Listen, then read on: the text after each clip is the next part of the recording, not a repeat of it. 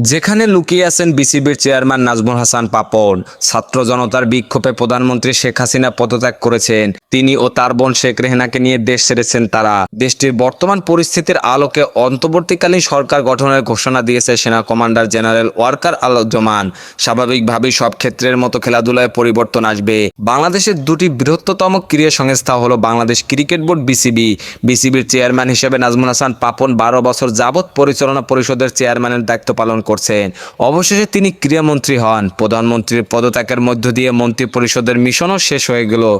বর্তমান প্রেক্ষাপটে যদি পরিবর্তন আসে, পাপনের জায়গায় কারা বিসিবি চালাবেন সে প্রশ্নও এসেছে। বিসিবির বর্তমান পরিচালনা পরিষদের পরিবর্তন প্রসঙ্গে ক্রিকেট বোর্ডের প্রধান নির্বাহী নিজাম উদ্দিন চৌধুরী বলেন, প্রথমত আমাদের নিরাপত্তা ও শান্তি দরকার, আর আইন অনুযায়ী এটা জাতীয় ক্রিকেট পরিষদ ঠিক করবে। ফেডারেশন হিসাবে এটা বিসিবি জাতীয় ক্রীড়া পরিষদের অ্যাক্ট অনুযায়ী চলে। পাপন দেশে নাকি দেশের বাইরে জানতে চাইলে তিনি বলেন, পাপন সাহেব দেশে আছেন, কিন্তু নিরাপত্তার কারণে আমি এর বেশি কিছু বলতে পারবো না। এদিকে ক্রীড়া অঙ্গন তথা বিসিবির পরিবর্তন নিয়ে সন্ধ্যায় শাহবাগে বসতে যাচ্ছেন ক্রীড়া সংগঠক সাবেক ক্রিকেটাররা। তাদের পক্ষে ক্রিকেটের কল্যাণ সংগঠন কোয়াবের সাধারণ সম্পাদক দেবব্রত পাল বলেন, আজ সন্ধ্যায় শাহবাগে বসবো আমরা। যেহেতু এই বিশাল ফলশ্রুত আন্দোলনের শুরু শাহবাগে, আমরা আমাদের বৈঠক সিদ্ধান্ত সবকিছু শাহবাগেই নেব। আমরা চাই ক্রীড়া অঙ্গনেও সুশাসন ফিরে আসুক।